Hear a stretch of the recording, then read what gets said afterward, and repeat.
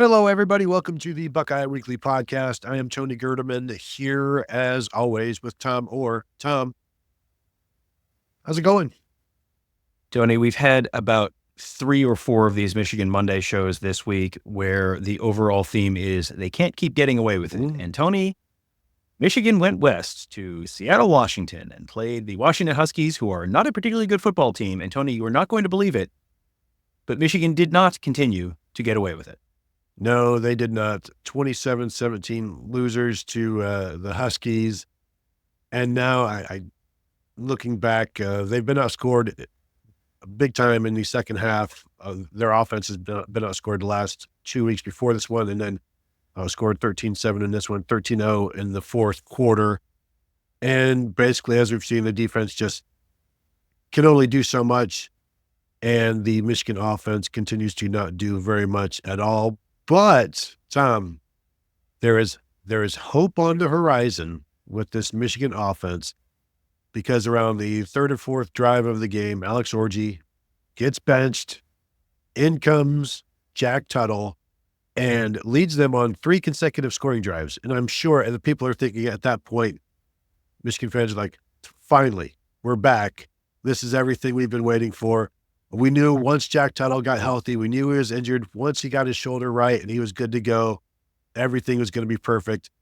After those 3 scoring drives, the last of which was the first drive of the third quarter, Michigan goes 3 plays for 1 yard, 3 plays for 4 yards, 5 plays for 13, ends in a Jack Tuttle fumble, 5 plays for 6 yards, ends in a Jack Tuttle interception, and then the last drive, which they got with 1:03 in it, and the clock ran out on them. So there was 3 drives of Alex Orji that did not go well. It went about 47 total yards. Then 3 drives of Jack Tuttle that all scored, and then the badness. And I think the reality of the situation finally settled in over the entire Michigan sphere. It felt like, well, first of all, when they pulled Alex Orji, it was like, oh, what took you so long? Very clearly, this is not working at all. Everyone has figured out that the pony only knows one trick, and they can stop that trick, and then and then the offense doesn't work at all. So they brought in Jack Tuttle. He'd been banged up. He was a part of the conversation for a lot of the year and just had an elbow injury and was not able to start the year. So that's why they went with Davis Warren to start. And Davis Warren didn't work. So then now we're going to run the Alex Orji offense. And then that didn't really work. And so then they bring in Jack Tuttle. And then, Tony, I have a note here that this is the fruit stripe gum offense, because it's like, oh, man, this is great. There's no flavor. Okay, well, 7 plays, 75 yards, touchdown. 8 plays, 56 yards, field goals. 11 plays, 75 yards, touchdown. The first drive of the third quarter is maybe the best I've seen Michigan look on offense in terms of a passing game all season long. It was like, oh, maybe they found something. And then the fruit stripe gum lost its flavor. And you read the drive chart already. I had it in my notes as well, because it was just very, very obvious that, okay, it's working. It's not working anymore. This is, those graphics that they have where it's, that he has Patrick Mahomes' moxie, and he has Peyton Manning's brain, and he has Tom Brady's arm, and he has, if you could make a Michigan quarterback out of bits and pieces of the different Michigan quarterbacks, you might have a pretty good quarterback. You cannot legally, by NCAA rules, do that. So that's sort of an ongoing problem for Michigan. It felt like, very briefly, like, oh man, maybe they're onto something. And then very clearly, immediately, like, oh, nope. We regret to inform you, they are not, in fact, onto something. No, and I feel bad for Alex Orji, because he's not been developed. He doesn't have the ability to run a passing offense because of his inaccuracy. And they're still just trying to do stuff with him. And it's like, this is uncomfortable. It got uncomfortable to watch at times, even though they somehow kept winning. But as we said, they could only get away with it for so long. Jack Tuttle comes in, is 10 of 18, 98 yards, 1 touchdown, 1 interception, a long of 22 yards. He is the throwing quarterback of the offense, and that is a relative term, because when you look at the throws that he was making, there's, again, the wide receivers were targeted, 1, 2, 4 times for a total of about 46 yards. And And one of those is Amarian Walker, who has played sparingly. But you mentioned, I think that was probably the drive where Tuttle found him like 22 yards downfield, and it looked like, oh, okay, this can happen. Michigan can move the ball downfield, but no. Colston Loveland, 12 targets, 33 yards in this one, 6 catches. When your number one guy is, you're only able to connect half the time with them. The passing game in this offense has been bad. It's not good yet. It won't get good yet. There's nothing here that can make it good. You don't have the quarterbacks. You don't have the pass protection. You don't have the receivers. It's not even acceptable yet. And honestly, I don't know how you get it to acceptable, because where are the playmakers? Who is the guy you fear the most in this? Is Colston Loveland. The guy you fear second most might be Moreland Klein, the other tight end. There's just no reason to be to get beat by this passing game, because how many options do they have, and how many options can they even take advantage of? They're so limited in what they can do and who they can get involved, that if Michigan throws the ball on you for 250 yards and they look effective, you need to reevaluate everything you've ever done. It feels like, I mean, you kind of ran through it there. They don't have a quarterback, they don't have wide receivers, and they don't have an offensive line that can pass protect long enough to let the guys maybe work themselves open. And if you're throwing 12 times to your tight end, and you're only completing 6 of them, and you only got 33 yards to show for it, yeah, Colston Loveland got a touchdown. That was good. That was a positive thing for Michigan, but there's nothing else there. You're making a sandwich, and it's like, what do we have? It's like, well, we don't have bread.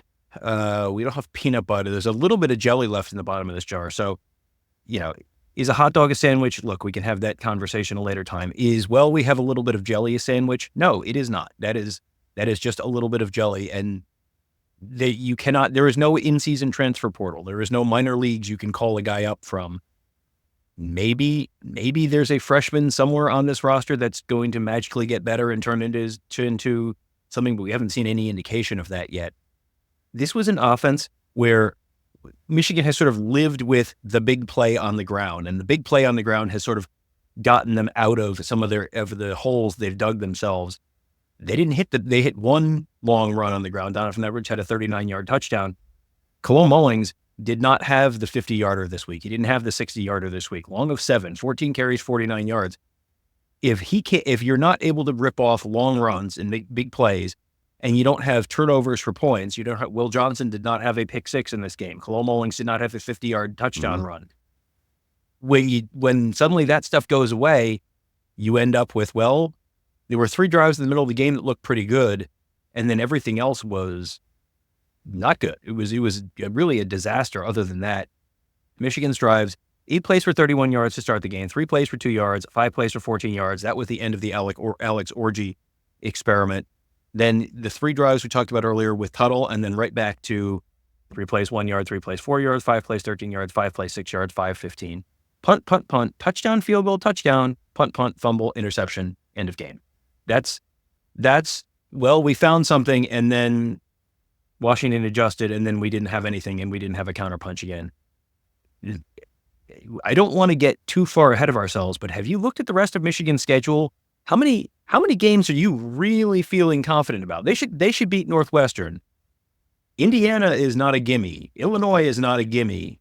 Michigan State is always a pain in the butt. I had sort of mentally downgraded Michigan to about 7-5 or so. 7-5 might be kind of like the median outcome. There's some pretty big error bars on this. It is not out of the realm of possibility that Michigan misses a bowl game this year. That's not completely unthinkable right now. Well, and we kind of do this after every Michigan Monday show, but they do have the week off this week. Then they go to Illinois. I would be surprised if Illinois is not favored in that one. Depending on what happens, I don't know if Illinois plays this coming week. I assume they do. They've got Purdue this coming week, so they should win that one. I would think that Illinois would be favored in that one slightly. Then Michigan State comes to town, and at this point, can you assume Michigan can beat anybody, including a rival like Michigan State, who if if Michigan State would just not hurt themselves, they would have a fighting chance. Then Oregon, they will lose at Indiana. Indiana might be a touchdown favorite now, and at least. So if they don't beat Michigan State, you're right. Like a bowl game might not be in the offing. In which case, that voluntary postseason ban that we have talked about for a while, it might be a voluntary, involuntary. Like I don't know which self-imposed involuntary ban, if that's what it would be for the postseason. Did we do this for disciplinary purposes? No. Did we impose it because we did not win enough games? Yes. I mean, you're getting into an APR conversation at that point, which like Michigan loves to have APR conversations, but not like this. So yeah,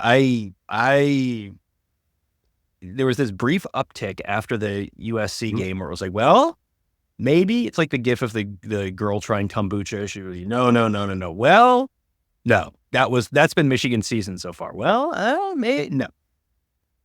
And it's all been so predictable. That's the thing that's been kind of crazy is you had the USC game and it's like, am I crazy? Am I not seeing the things that I'm like, the rent is going to come due at some point on this, right? Like very clearly there's stuff they just functionally cannot do. And it was like, can they can't keep having Will Johnson get a pick six every big game, right? He can't possibly do that. Can he? Well, no. Okay. As it turns out, no. We should talk about the defense at some point because I'm sure, Ohio State fans would love us to keep talking about the offense. We should talk about the defense because the defense was pretty good. Yeah, it was, I think, good enough to win. One last thing about the Michigan offense. They rushed for 174 yards. That's good enough. But if that's all you've got, then it's not. So that wraps up kind of the offense. And there was a mix-up, or not a mix-up, but they were jumbling up the offensive line. They had some guys missing. They made a move at center finally and put in Greg Crippen full-time. I will also say that last drive for Michigan, where there was just all kinds of chaos on the offensive line, you had a fake, not a fake, but like an inadvertent snap that was called not a flag. It was like, hey, don't do that. Greg Crippen like moved the ball up like a full, 2 feet, and they blew the whistle, and it's like, don't do that. And normally, I think that's like a inadvertent snap or a false start. This one was just like, hey, come on, the game is tight. Let's not screw anything up here. But overall, the offensive line is still a concern. Defensively, I'm watching this, and I'll say this was the worst that I've seen Zeke Berry look this season. Nickelback for Michigan. This is not a good week for Jair Hill, the other cornerback opposite Will Johnson. Washington went at those two guys a lot, and then even went at Will Johnson towards the end of the game. But by then, the damage had already been done against Zeke Berry and Jair Hill, and I think that's going to be something that you see. Well, we've seen it all season long. This was a step back for both of those guys, and they need to take a week off and get better because they need to be much better, or else, Tom, the scenario that we laid out of 5, 6, 7 wins is going to happen. Yeah, and we're sorry, Michigan fans. I'm trying to help you out here. I'm trying to get the conversation to the Michigan defensive line, and Tony just won't let me get it there. I'm very sorry. We will get there eventually. I'm sorry. Yeah, Denzel Boston was the receiver who really had his way early with the Michigan defense backfield. He's 6'4", 209 for Washington, so a big guy, but someone who I look at him and I was like, he's not exactly the same size as Jeremiah Smith, but I don't think Jeremiah Smith versus anyone other than Will Johnson is going to be a winning matchup for Michigan, and I don't know that even that's going to be a winning matchup for Michigan. And then you've got the other receivers that Ohio State has.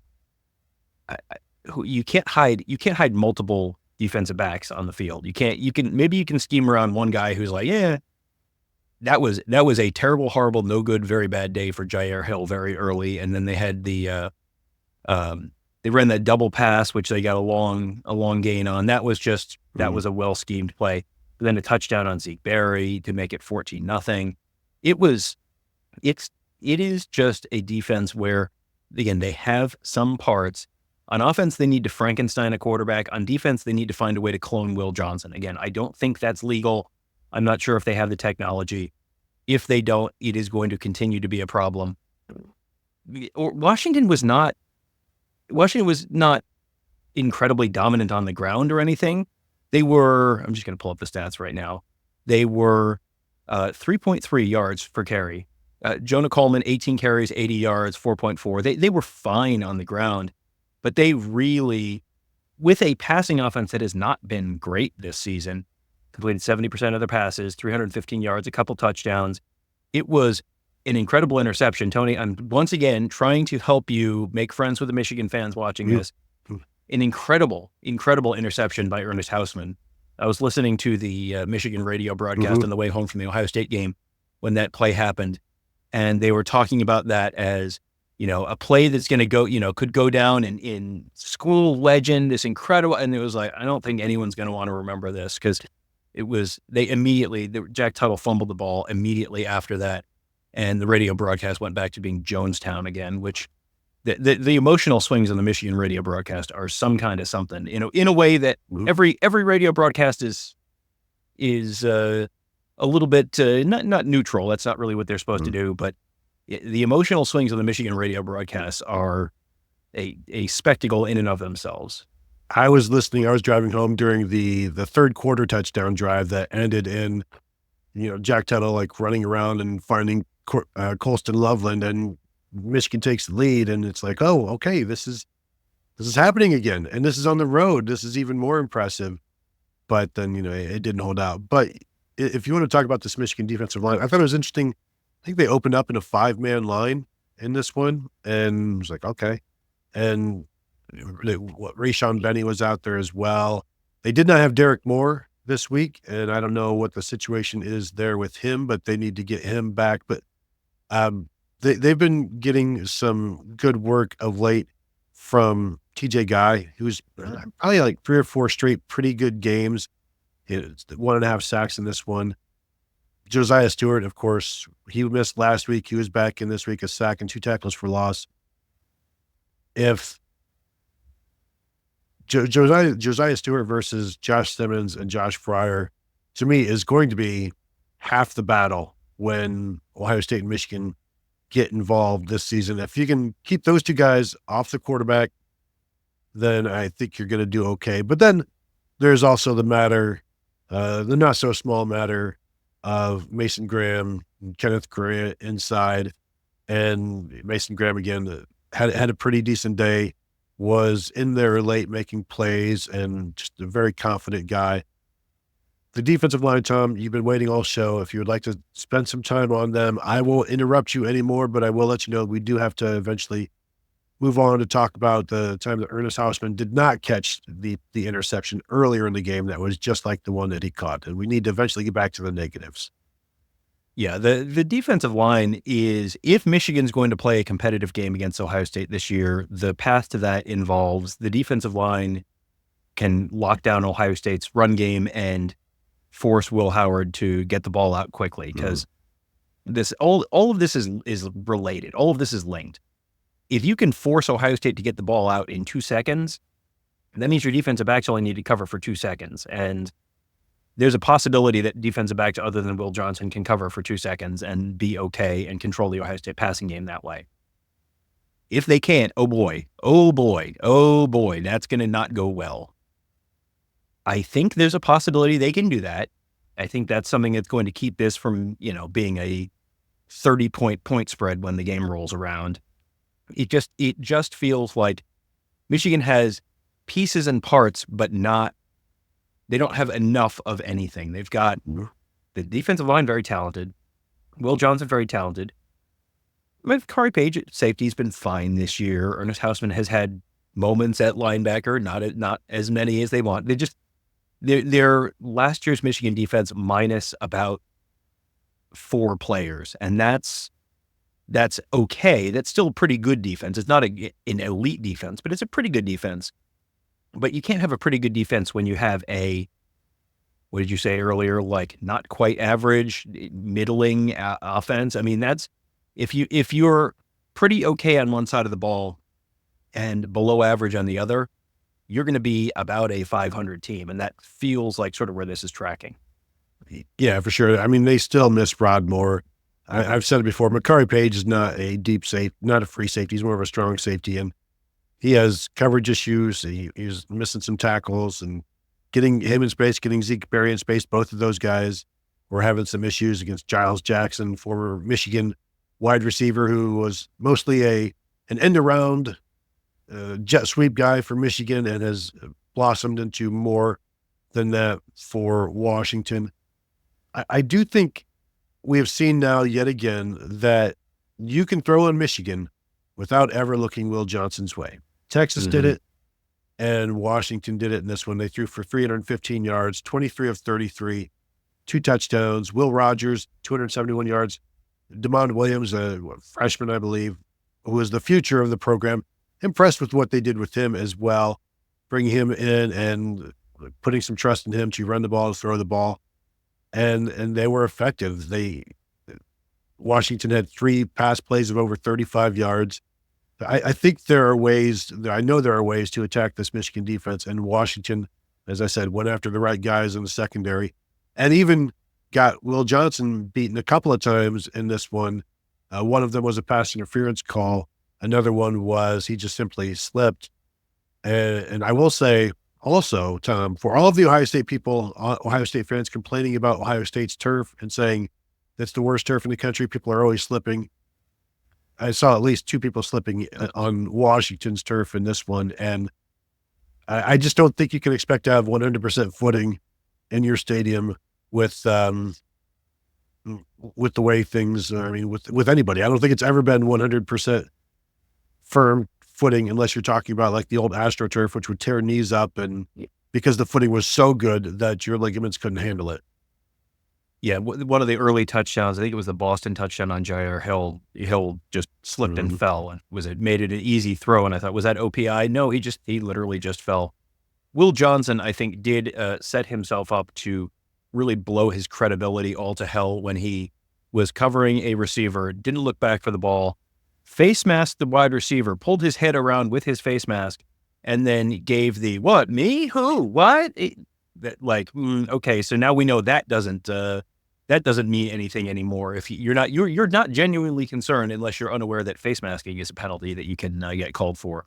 So yeah, that was not a great moment. To your point, you don't have to just go around. This is the Maginot Line defense. The France ran into this, and Tony, anytime you can get your defense compared to France, it's always a good thing.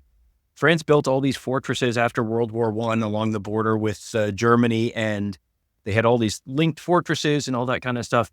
And then the Germans just went, well, we'll just go around it. And that's kind of what you can do to Michigan's defense is, okay, Will Johnson's really good. Okay, what if we just throw at the guys who are not Will Johnson? Well, okay, certainly, that is not an issue that Michigan has anticipated.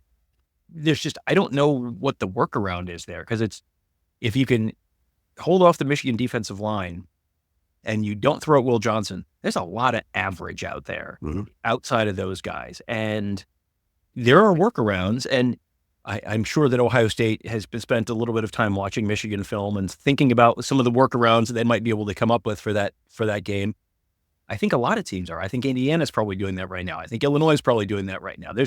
There are ways to attack this Michigan defense that avoid the strong points, and you don't have to go after. I'm sure Ohio State would like to make a point about Will Johnson if they can. That's just that's a point that you make in the third quarter if you're up by 4 touchdowns. That's not something you're starting the game with. You're not attacking Will Johnson at the start of the game. They tried that last year; it didn't work well. So I think you will see them maybe try and prove that point later in the game if the score lends itself to the ability to get a little more creative and take a little more able to take on risk.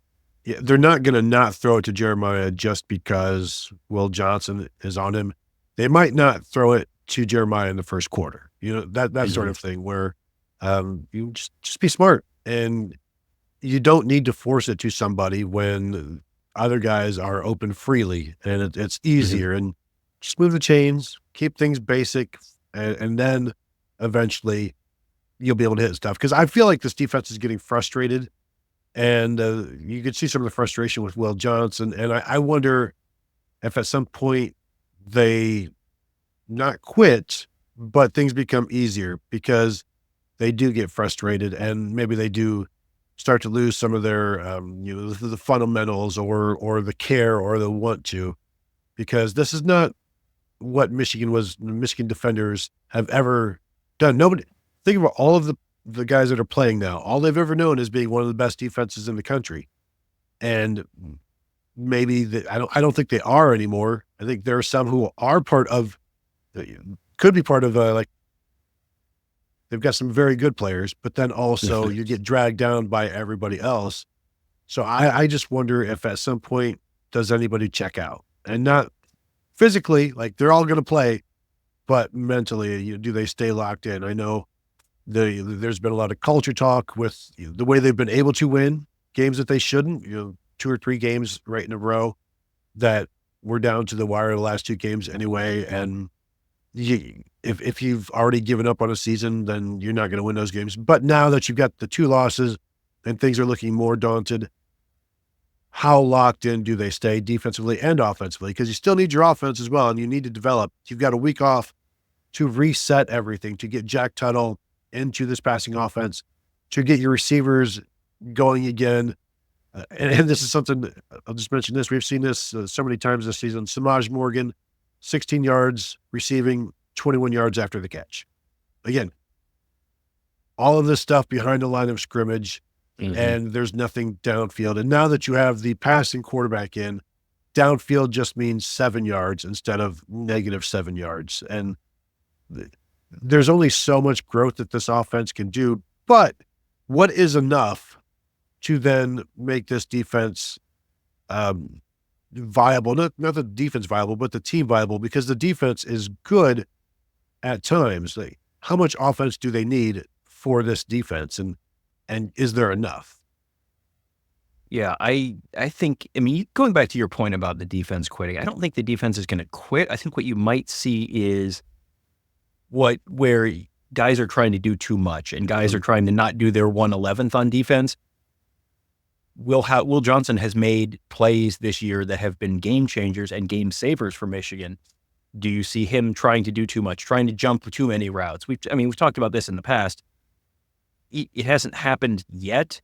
That doesn't mean it's not going to happen. He will get got at some point being too aggressive. And I think you will probably see Michigan getting, the defensive line getting too aggressive at times. And you get out of your rush lanes because we have to get this. We have to get a sack here because we can't give the defense, we have to give the offensive ball in good field position. And we have to force a turnover because we have to give the offense a short field or maybe score ourselves. And then you're trying to do a little too much, and then you get out of your rush lane, and then that's where something opens up where you give up a big play, or you try and jump a route, and then you end up getting beat on a double move. Whatever it is, not playing your role, that's one of those things that drives coaches insane. And if that kind of jumps the rails, we've seen this with Ohio State defenses in the past, where they're trying to do too much, and guys who don't trust their teammates, trying to kind of do someone else's job too. We've seen that in the past with Ohio State secondaries in previous years. That's something that will end up costing you. It's like you think you're helping, but you're not. I could see that being something that we see coming up in some of these games. If it's, if they're playing at Illinois and they've got 3 points in the third quarter and you're down 10-3 or 13-3 or whatever it is, absolutely, I can see someone trying to kind of play hero ball, and that generally does not end up going well. Yeah, I'm not sure exactly what it was. They did a slant and go on Will Johnson towards the end zone, and he got beaten because he's an aggressive guy trying to make a play, but Will Rogers overthrew it and wasn't able to capitalize. But it's a situation where so much of the defense has to not play perfectly, but they need to be perfect at times and make plays and get those interceptions. Ernest Hausman, an example of that. What could have been a game-saving interception that was then given up, but a great play by him. And you've seen guys making some really stellar plays, but you just can't ask them to continue to do that without help. And they need to be able to have some flaws, because they do, and they need to be the offense has to help overcome them, and they're not right now. And I just don't see any avenue for that. they've got the last two wins were 27-24. This is a 27-17 loss. Like, I kind of see every score kind of being in this range where it's in the 20s to the high teens, somewhere in there. And whoever wins is probably decided in the fourth quarter. I do think Indiana might be able to just lay one on them because Curt Cignetti is not going to be here for any type of close thing. Like, he's going to want to come out swinging in that one. I think that might lead to several mistakes and some points for Michigan, but I don't see that guy kind of backing down. I mean, we've talked before when he was hired, and he was on his introductory speech to the basketball game said Purdue sucks and so do Michigan and Ohio State. So he's going to be interested in putting the hammer down on Michigan if he can. We'll see. It might be a little bit dangerous, but I see him coming out swinging. Overall, there's one game on this schedule remaining that Michigan can't lose, and that's Northwestern. And we doubted David Braun last year, and he seemed to do pretty well overall for Northwestern, but I don't see them having it this year. Everything else on the schedule, I can see Michigan losing, and things will have to go well for them to get more than 3 or 4 wins the rest of the way out. Yeah, at Illinois, I think they're probably going to be a slight underdog there. Michigan State at home, they should win, but that's such a weird rivalry that every once in a while Michigan State will pull, and believe me, anytime Michigan State wins that game, every Michigan fan can't wait to tell you how this is Michigan State's season, and they save everything for that game. Oregon at home, that's going to go poorly. I don't want to go out on, and then the week after that, you got to go to Bloomington. How crazy is it that you can legitimately now have a conversation where Indiana is a much more likely team to go to the Big Ten championship game than Michigan? It's October, and we are saying that and it's legitimate. That's crazy. Northwestern at home, boy, they better win that one. And then Ohio State in Columbus. It feels like it's trending towards not going to go great. And a lot of the stuff that has worked for Michigan in the past has not really been there this year. They haven't been able to consistently run the ball. They can't throw the ball at all. They don't have a quarterback. You can either choose quarterback who can just extend plays with his legs or quarterback who can throw the ball. They don't really have a choice there. They don't have the wide receiver talent. The linebackers are okay. The secondary is a little bit of an issue beyond Will Johnson. There's a lot of Dominic Zavada, great kicker. Got to feel good about that. So we've got Colson Loveland, defensive line, Will Johnson, Dominic Zavada. Feeling pretty good about those 4 areas. Everything else, boy, remember when Michigan had bright young defensive coordinators? Remember when Michigan had an offense with some kind of an identity other than is bad? Yeah, it's the times they are a change in Ann Arbor, and it's not for the better this year. Well, and 2 last things for me.